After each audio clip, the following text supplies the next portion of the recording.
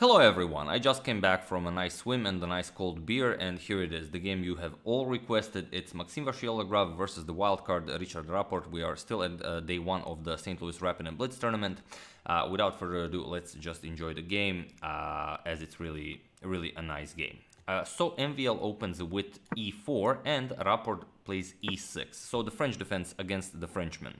With d4, d5 and e5. Maxime goes for the advanced variation, and c5 is the most common reply, as white just, maybe over advanced his pawn center. You want to attack his central pawn with your c pawn. With c3, defending the center, and knight to c6. Black develops while still attacking the center. White does the same, developing while defending the center, and queen to b6, attacking once again, also preventing bishop to e3, as the queen now also attacks the b2 pawn. With a3, and here is one of the cases where it's okay to push c4, because white played a3, so the pawn is no longer an a3. White cannot play b3 to attack your pawn chain. Or, you know, if you've read a chess book or two, you will often read that chess principles don't like moves like c4, but in this case it works. With knight b to d2, now again covering the b3 square, b3 once again an option, and now Rapport prevents it with knight to a5, guarding the b3 square, and here Maxime says, okay, no longer do I control b3, let's just continue development. g3, preparing to develop the light square bishop. With bishop to d7 by Rapport, and now h4. With queenside castle, and now comes bishop to h3. And here king to b8, just getting the king out of this diagonal. You don't want it there for the rest of the game, and also it maybe frees the rook for the c8 square for the rook. With castles by Rapport, and now comes h6, by Maxime, and h6 by Rapport. Rapport now maybe with ideas of pushing g5, not at the moment as it still doesn't work, but maybe in the future, as white did castle kingside, so maybe you want to start a nice kingside attack. We have rook to e1 by Maxime, and now knight to e7. g5 doesn't work, seems like a nice idea, but h5 prevents any ideas black had on the king side, and you will no longer be able to push anything here. So after rook e1, we have knight to e7 by Rapport, and now comes rook to b1. Again, keeping an eye on the b3 square, and now knight to c8. Preparing to remaneuver the knight, and here knight to f1. Maxime does the same. If b3 now, it's not all that great, because, for example, if pawn captures, knight captures, queen captures on b3, and let's say you trade everything, captures, white will be left with an isolated a pawn, and also with a weak backwards c3 pawn, as black covers the c4 square. Black can just play knight b6 with further control of c4, just blockade the pawn, get his rooks over here, rook c8, rook c6, get the other rook over to c8, and white will have a hard time defending his backwards c pawn. So here we have knight to f1 by Maxime, and now queen back to c7. We have freeing the b6 square for black's knight. With h5, Maxime grabbing more space on the king side, and now knight to b6. With bishop to e3, developing the bishop, and now bishop to a4, attacking Maxime's queen, queen to e2, and now bishop to e7. Preparing to get the other rook into the game, we have knight 3 to h2, preparing f4. Maxime wants to grab more space, maybe even push f5. We have queen to d7, and now f4. And now Rapport doesn't want to meet f5 anytime soon, so he pushes g6. We have bishop back to f2, and then now comes rook d to g8. And now if you look at this position, it's a really closed structure. Look at the center here. There's nothing, getting past this central pawn structure. But if it's anyone who seems to be attacking, it seems to be black. If black can somehow open up files in front of the white king, he already has both of his rooks here, and it could get ugly for Maxime. We have knight to e3 by Maxime, and now knight back to c6. With king to h1, getting the king away from the g file that might open up soon, and bishop back to d8. And now h captures on g6. With f captures on g6, and now queen to g4. So here, even though the position was completely closed, Maxime finds a way to attack black's position. Pressuring the g6 pawn, not currently can it be captured as rook defends it, but pressuring the e6 pawn. But here, Rapport finds a beautiful way how to defend it. He plays queen to h7. And now, what's the idea? Can the e6 pawn be captured? The answer is no, because if queen captures, then you get knight captures on d4. And now after c captures on d4, this bishop comes to d7, just attacking the queen. Queen d6 check, bishop blocks, and now you have to move the queen, and black wins back the piece. Bishop captures on h3, you got your piece back, and you're gonna enjoy a better position. So here Maxime gets an idea. He plays b3, and this is one move that you can only find if you've calculated the previous variation.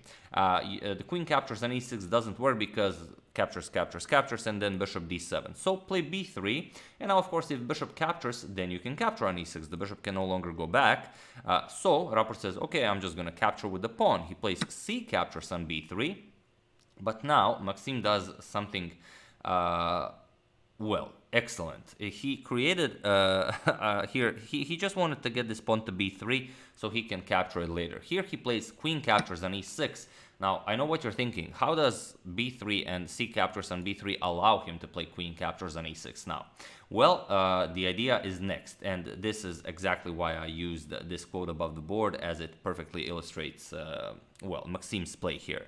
With knight captures on d4, as in the variation that we've just shown, c captures on d4, and bishop to d7. So what did Maxime have in mind here?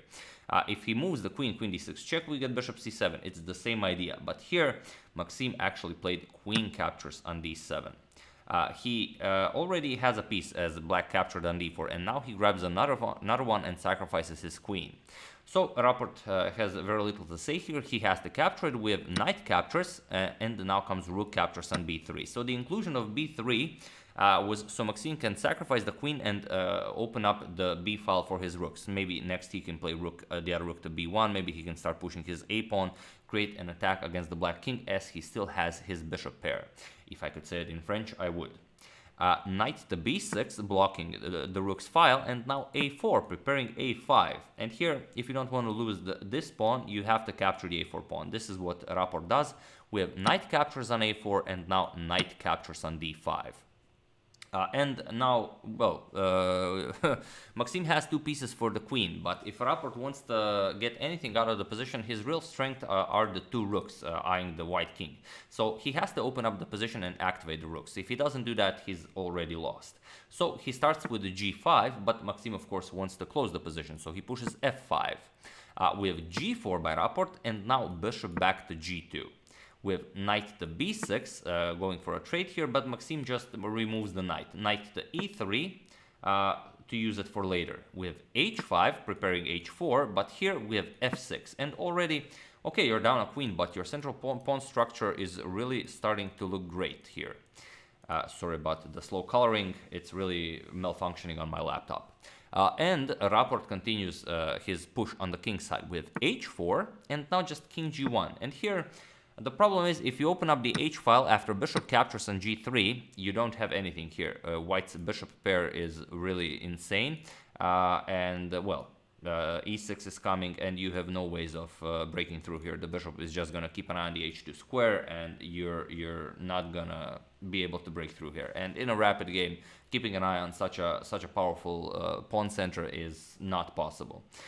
So after king g1, we have bishop to c7, and now we have rook to c1, just putting the rook on a nice open c file. Queen to d7, attacking the d4 pawn, and now rook to d1 by Maxime. Here, Rapport, losing time, decides to maybe now he should capture on g3. So he does. We have h captures on g3, bishop captures on g3, and now comes rook to h3. A very nice idea where if you capture the rook, which is possible, but then after this g captures on h3, you have a lot to defend. Your g3 bishop is under attack, you have to defend it, knight h1, then h2 comes, you will also open up the h file, and well, a queen and the rook, maybe you will have some hard time defending as your king is now wide open. So this is not something you want to do, and it's not what MVL did. MVL played knight h to f1, and it's the best move in the position, because if you play something like knight e to f1, seems like it's the same and maybe even better, as you can never cross the h2 square as the bishop defends it. It doesn't work because here you have rook captures, let's say rook captures on g3, and now bishop captures on e5. because now you cannot capture, the queen will capture the rook, and well, you just lost your pawn center, which was your trump card in the position. So here Maxime goes knight h to f1, and now the same idea doesn't work, because after the same variation and bishop captures on e5, you will not be able to capture on d1, as the knight from e3 guards the rook. That's the idea. So after rook h3, knight h to f1 by Maxime, and now rook back to h5. No longer is Rapport keeping this rook on h3 free for grabs. And now comes rook to c3, preparing the other rook to come to the c file and, you know, wreak havoc, so to say. We have rook to c8 defending, and now comes rook dc1. And here, well, it's very hard to find a move. No active move can be found here. Queen captures on d4 is played. You just grabbed the pawn, but what can black do here? So feel free to pause the video and try to find Maxime's idea in this position, as it's a very nice idea. While I give you a couple of seconds, for those of you who were able to do it, congratulations, you have just utilized your bishop pair from hell to perfection. And for those of you who just want to enjoy the show, bishop captures on c7. If you found e6, it's not the same idea, because after bishop captures on g3, you don't have rook f8 mate, as the knight guards the rook here, so that's not possible. So rook captures on c7 first, rook captures, and now e6, unleashing the bishop here. And now there's very little black can do here. Here, if you defend it with knight a8, it's just e7. You're threatening to win a queen. After queen d7 defending, rook to d1 attacking the queen, and after the queen moves wherever, just rook d8, and that's game over. There's no recovering from this. So after e6, Rapport said, okay, rook c5, just defending, but now rook captures on c5. e7 was even better here, because after e7 is game over. Now you can either you can't prevent queening, because if you move the queen to d7 like in that line, then you lose the rook. The queen has to be here to keep an eye on the rook. So you can play rook captures here, but then you get a queen into the game. After knight c8, you just play f7, you're gonna get another queen into the game. It is unplayable. So we have rook captures on c5. It's a similar idea, but it leaves the Rapport with one more defensive resource. We have queen captures on c5 and now e7. But now this diagonal is free, so queen to h5. Rapport immediately finds it, and now the queening square is protected. So Maxime has to find another way how to do it. He finds knight f5. He tries to sacrifice the knight so he can get the queening square free. And of course, it's a nice idea, but it doesn't work, unfortunately, for Maxime, but it's a rapid game, so it might work. Feel free to pause the video here and try to find the only defensive idea that works here for black, but I warn you, if you try to do it, it's a really insane, you know, defensive sorcery line, so I don't know, maybe you want to try and do it. For those of you who were able to do it, congratulations, you are a true engine sorcerer. And for those of you who just want to enjoy the show, knight to d7. Rapport missed this move. He played knight to c8, and it seems like it's the same idea, but it's not. We're going to show why. Knight d7 works because it threatens to capture on f6 while defending this square. For example, and now if you play knight g7, which seems like an idea, you're attacking the queen and also threatening to get another queen into the game.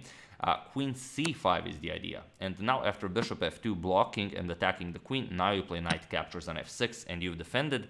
But still, it's impossible for a human in a rapid game to find this.